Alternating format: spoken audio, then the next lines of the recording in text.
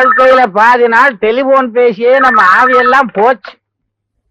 Hello sir, நான் பத்திரிகை ஆபீஸ்ல இருந்து அனிதா பேசுறேன். யாரு? அனிதாவா? என்னம்மா? நான் நரேந்திரனை போய் பார்த்தேன். அவர் ஜெயில இருக்காரு. ஏன் சார் இன்னொருத்தர் என்ன புத்தகத்தை நீங்க எழுதினதா போய் சொன்னீங்க? எது? இனிமேலாவது நீங்க எழுதுற புத்தகத்துக்கு உங்க பேரை போட்டுக்கங்க. தயவு செய்து ராம் நரேந்திரனோட பேரை கெடுத்துறாதீங்க. இதுக்குத்தான் புத்திசாலிகிட்ட பொய் சொல்லக்கூடாது. சார், பொய் சொன்ன அந்த வக்கீல போன்லயே நல்லா டோஸ் விட்டேன் சார். சரி விடுமா. மத்தவங்க செஞ்சதெல்லாம் தான் செஞ்சதா சொல்லி தற்பரம் அடிச்சுக்கிறவங்க எல்லா லெவல்லயும் இருக்காங்க. ஆமா, ராம் நரேந்திரனுடைய இன்டர்வியூ என்னாச்சு? அவர் என்ன பார்க்கவே அலோ பண்ணல. நான் உங்க ரசிகர், உங்ககிட்ட எதுவும் பர்சனலா கேட்க மாட்டேன்னு சொன்னதுக்கு அப்புறம் தான் என்ன பார்த்தாரு. அப்போ நீ அவரை பார்த்தது, அவர் கூட பேசுனது, இதெல்லாம் வச்சு ஃப்ரண்ட் பேஜ்ல ஒரு பாக்ஸ் நியூஸ் போட்டலாமா? அவசரப்பட வேண்டாம் சார். இதோ ஒரு மனிதன் நாவல்ல அவர் எழுதியிருக்கிற முக்காவாசி சம்பவங்கள் அவர் சொந்த வாழ்க்கையில நடந்ததா இருக்கலாம். இன்னும் பல சுவாரஸ்யமான விஷயங்கள் இருக்கலாம். அதனால அவர் கூட நெருங்கி பழகிற சந்தர்ப்பத்தை ஏற்படுத்திக்கிட்டா அவருக்கு தெரியாம நிறைய விஷயங்களை கலெக்ட் பண்ணலாம். அது எப்படிமா முடியும்? அவனோட பேட்டி எடுக்கிறதுக்கே ரொம்ப கஷ்டப்பட்ட. அவன் ஜெயில வேற இருக்கான். அவன் கூட எப்படி உன்னால நெருங்கி பழக முடியும்? அதான் சார் நான் சொல்ல வரேன். கொலை குற்றத்துக்காக ஜெயில இருக்கிற நரேந்திரனை நம்ம பரவல கொண்டு வந்துட்டா சார், எப்படியாவது கஷ்டப்பட்டு கொஞ்ச நாளைக்கு அவரை பரவல கொண்டு வந்துடலாம். அதுக்கப்புறம் அவரோட பழகி அவரோட கடந்த கால வாழ்க்கையெல்லாம் தெரிஞ்சுக்கிட்டா அதை வச்சு நம்ம ஒரு நல்ல ஃபீச்சர் பண்ணலாம். இதை மட்டும் நம்ம தெரிஞ்சுக்கிட்டோம்னா நம்ம பத்திரிகைக்கு மட்டும் இல்ல, இந்த நாவல் உலகத்துக்கு பெரிய பொக்கிஷமா இருக்கும். You are too intelligent Anitha. Ram Narendran பரவலுக்கு அப்ளை பண்ணா கிடைக்கலாம். கவர்மெண்ட் அவார்டு கிடைச்சிருக்கே. ஆனா அவர் பரவல வருது சம்மதிப்பாரா? கஷ்டம்தான். Let us try. Good morning sir. என்ன மாதிரி ஆட்டுற? பேச தெரியாதா? ஊமையா? பேசு சார். நான் உங்களை பார்க்க வந்திருக்கேன். பாத்துட்டு இல்ல போ.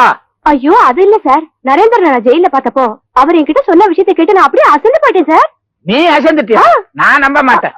நீ அசர்ற பொண்ணு இல்லையே. அது போட்டோம், நீ அசரும்படியா அவன் என்ன சொன்னா? சார், எல்லார்கிட்டயும் திறமை இருக்கலாம், ஆனா அதை தூண்டி விடுறதுக்கு ஒருத்தர் வேணும் இல்லையா? அது மாதிரி நரேந்திரனை எழுத தூண்டி விட்டதே நீங்க தான் சொன்னார் சார். பைத்தியக்கார பையன். நான் ஐடியா கொடுத்தது யாருக்கும் தெரியக்கூடாதான்னு சொன்னேன். என்கிட்ட சரி சரின்னுட்டு சாரிய கண்டவன உளறிட்டான். பொதுவாமா இந்த ஆம்பளை பயல்களுக்கு ரகசியம் நிக்கிறது இல்ல. சார், நீங்க ஒரு தமாஷான ஆளு. சார், நரேந்திரனை பத்தி தெரிஞ்சுக்கிறதுக்காக நிறைய பேர் ஆர்வமா இருக்காங்க. அதுக்கு நீங்க தான் உதவி செய்யணும். என்ன செய்யணும்? மிஸ்டர் நரேந்திரன் யாரையுமே சந்திக்க இஷ்டம் இல்லாம எதுலயுமே இன்ட்ரெஸ்ட் இல்லாம இருக்காரு. அவரை நீங்க போய் பார்த்து பேசுனீங்கன்னா நிச்சயம் பரவாயில்ல, அவரை சம்மதிப்பாரு. இது உங்களால் தான் சார் முடியும். அவன் ஒரு மாதிரி இருந்தாலும் நீ என் வீட்டு படியேறி வந்து சொல்லிட்ட. அவகிட்ட பேசுற. என் பேச்சை எவனாலும் கேட்காம இருக்கவே முடியாது. நீ தைரியமா போ. Thank you sir. உங்க ரெண்டு பேரோட ஆசைக்கும் மதிப்பு கொடுத்து இந்த ராம் நரேந்திரன் பரவல வெளியே வந்திருக்கான். 28 days at your disposal. ரொம்ப சந்தோஷம். வாங்க.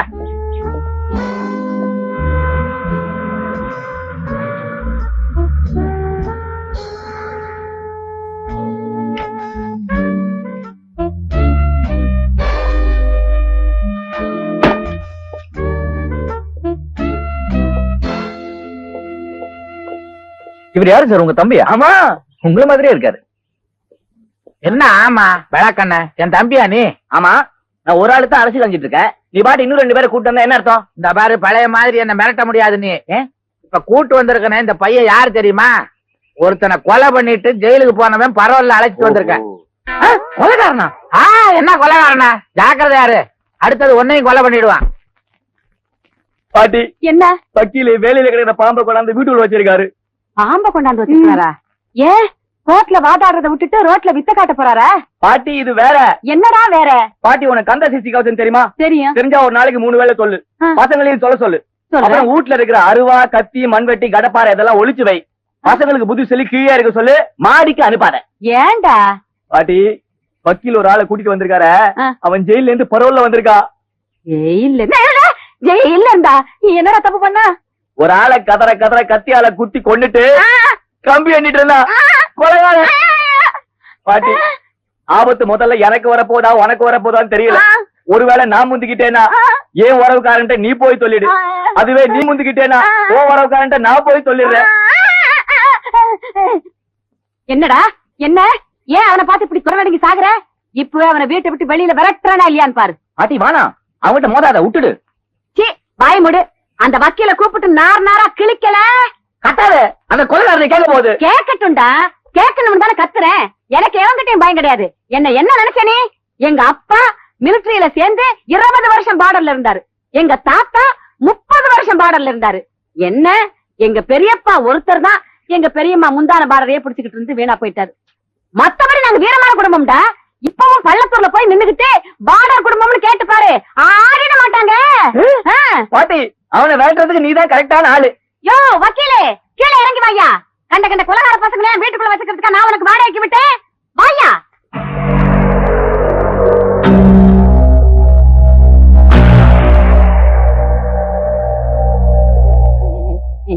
கையில கட்டி வச்சிருக்காண்டா. வக்கீல் குளிச்சுக்கிட்டு இருக்காரு. இங்க என்ன கலட்டா? போ மாட்டி. என்ன ஒரே சத்தம்? ஒரு சத்தம் இல்லையே. என்னடா சத்தம்? ஏதோ கேட்கணும்னு கேளு. நான் என்னடா கேட்கணும்னு இருந்தேன். இவன் தான் சொன்னா வந்திருக்கிறவன் சுத்த மோசமானவன், கொலைகாரன், அவனை கொண்டாந்து வக்கீல் இங்க வச்சிருக்கிறாரு அப்படின்னு சொன்னியா இல்லையாடா? பாட்டி என்ன பாட்டி பூட்டி. தம்பி, கொலைகார தம்பி, உன்னை பார்த்தா இல்ல உங்களை பார்த்தா துபாயில இருக்கிற என் புள்ள கோதண்டராம மாதிரியே இருக்குது. உங்களுக்கு என்ன வேணும்னாலும் கேளுங்க, நான் உடனடியே செஞ்சு தர்றேன். இது உங்க வீடு மாதிரி. ஆப்பிள் நல்லா இருக்கா? கத்தி வேண்டாம், நான் கடிச்சு சாப்பிட்டுக்கிறேன். நீங்க போங்க, கத்தி எடுத்துட்டே போயிடுங்க. நல்லா இருப்பியா? நேரடி மாத்தி விட்டியா? கண்டிப்பா நான் நீ காலி. இல்லடா குழந்தை மகள். அவனை பார்த்தோன்னு அப்படியே பிளேட்டை மாத்திட்டியா? இந்த லட்சணத்துல பள்ளத்தூர்ல போய் ஒரு கேட சொல்றேன். வாட குடும்பத்தை பத்தி. வாட குடும்பமானே பிராடு குடும்பம். உங்களுக்காக ரொம்ப நேரமா வெயிட் பண்ணி உட்கார்ந்து உங்களோட பேசுற மூடே போயிடுச்சு. அப்ப மூடு வரப்ப பேசுவோம். ஓகே. என்ன மூடுன்னு பேசுறீங்க? ஒரு ஆணும் பெண்ணும் பேச ஆரம்பிச்சாலே மூடு தன்னால வருமே. இப்ப பேசி பாருங்க, வருதா இல்லையான்னு பாக்குறேன். எனக்கு வந்துருச்சு மூடு. மிஸ்டர் நரேந்திரன், நான் வெறும் ஜேர்னலிஸ்ட் மட்டும் இல்ல, உங்களோட ரசிகையும் கூட. உங்களை பத்தி தெரிஞ்சுக்கிறதுக்காக வந்திருக்கேன். என்ன பத்தி தெரிஞ்சுக்கணும்னா என் புக்கை படிச்சா போதுமே. லைக் ஆத்தர் லைக் புக்னு சொல்லுவாங்க. என்னுடைய சொந்த அனுபவத்தை தானே என் புக்ல எழுதியிருக்கேன். அதுல உங்க இளமை கால வாழ்க்கைய பத்தி எதுவும் சொல்லலையே.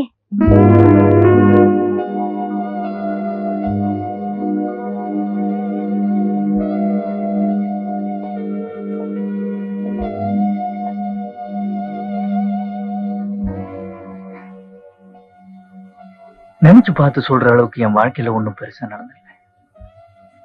செய்யாத குற்றத்துக்காக எங்க அப்பா தூக்கு தண்டனை கைதியா ஜெயிலுக்கு போனாரு. எங்க அம்மா அவரை பார்க்க போறப்ப என்னையும் கூடவே கூட்டு போவாங்க. எங்க அப்பாக்கு என் மேல ரொம்ப பிரியம். என்னை பார்த்த உடனே துக்கம் தாங்க முடியாம ஜெயில் கம்பி வழியா என்ன அப்படியே சேர்த்து அணைச்சுக்குவாரு. அப்ப அவரோட கை என் கணத்து படுறப்ப சின்ன ஐஸ் கட்டி படுற மாதிரி இருக்கும். அவர் இறந்தப்புறம் கூட அந்த உணர்ச்சி ரொம்ப நாளா என் கூடவே இருந்துச்சு. அதுக்கப்புறம் எங்க அம்மா என்ன வளர்க்கறதுக்கு எப்படி எல்லாமோ கஷ்டப்பட்டாங்க. ஆனா நான் வளர்ந்து பெரிய ஆளானப்ப அவங்க ஏதோ ஒரு மென்டல் ஹாஸ்பிட்டல்ல பைத்தியமா இறந்து போயிட்டாங்க. அதுக்கப்புறம் இதோ இந்த மேகத்தை துரத்திக்கிட்டு ஓடுற மாதிரி வாழ்க்கையில ஒரு குறிக்கோளை இல்லாம ஓடிக்கிட்டு இருந்தேன். செய்யக்கூடாத வேலையெல்லாம் செஞ்சேன். போதைப் பொருள் வித்தேன். அடியாள கூட இருந்தேன். காரணமே இல்லாம ஏதோ புத்தகம் எல்லாம் படிக்க ஆரம்பிச்சிட்டேன். ஹரித்வார்ல 3 வருஷம் சாமியார கூட இருந்தேன். ஆனா அங்கேயும் போலித்தனம் இருந்துச்சு. திரும்ப வந்துட்டேன். இப்போ வெட்ட வெளிச்சத்துல ஒத்த மரமா தனியா நிக்கிறேன். போதுமா? நான் கேட்ட கேள்விக்கு பதில் சொல்லிட்டீங்க. ஆனா உங்ககிட்ட பேச வேண்டியது நிறைய இருக்கு. இது வரைக்கும் என்ன கேட்டது போதும். இதுக்கு மேல என்ன எதுவும் கேட்காத. சரி, இன்னைக்கு நான் உங்களை தொந்தரவு பண்ணல. ஆனா நாளைக்கு கண்டிப்பா வருவேன். வரேன்.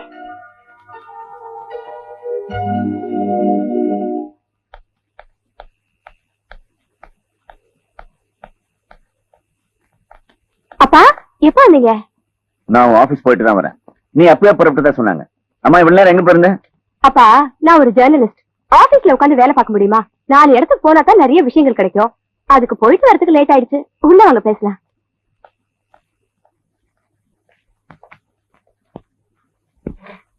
ஆமா, லெட்டர் போட்டு எனக்கு கிடைச்சதா? வந்ததே. அப்புறம் ஏன் பதில் போடல? பதில் போட ஒண்ணும் இல்ல, அதனால போடல. இந்த பாருமா, மாப்பிள்ளை வீட்டுக்காரங்களுக்கு உன் போட்டோ அமைச்சிருந்தேன். அங்க எல்லாருக்கும் உன்னை பிடிச்சு போச்சு.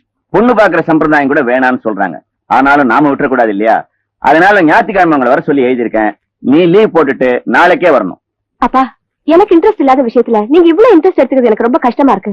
Please wait for some more time. நான் என் ப்ரொஃபஷன்ல நிறைய சாதிக்கணும்னு நினைக்கிறேன். அது கொஞ்ச நாள் போகட்டும், அதுக்கப்புறம் உங்ககிட்ட சொல்றேன். ஓகே? ஏப்பா, சாப்பிட கூப்பிட்டா என்னமோ மாட்டேன்றியாமே, என்ன விஷயம்? ஏன் ஒரு மாதிரியா இருக்க?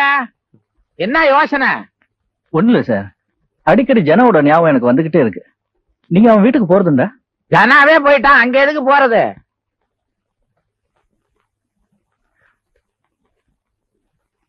பாவம் சார், அவனுடைய அப்பா அம்மா இந்த தள்ளாத வயசுல பையனை பறி கொடுத்து என்ன கஷ்டப்படுறாங்களோ.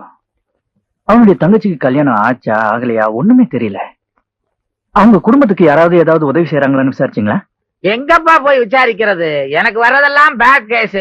கோர்ட்டுக்கு போய் வாயை திறந்தா பொய்யா வருது. No time. நாளைக்கு நான் ஜனா வீட்டுக்கு போறேன்.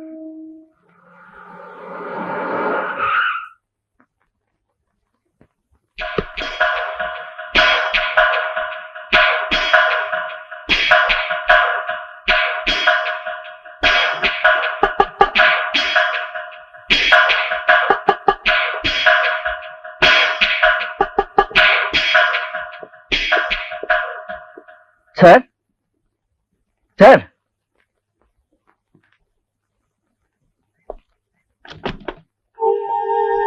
வணக்கம். நான் ஜனாவோட ஃப்ரெண்டு. உங்களுக்கு தொந்தரவு கொடுக்குறேன்னு தப்பா நினைக்காதீங்க. நான் எதுக்கு வந்தேன்னா, உங்களுக்கு என்ன வேணும்? இல்ல, ஜனா உங்க வீட்டை பத்தி எல்லா விஷயமும் என்கிட்ட சொல்லியிருக்காரு. ஐம் சாரி, ஜனா இறந்தப்ப என்னால வர முடியல.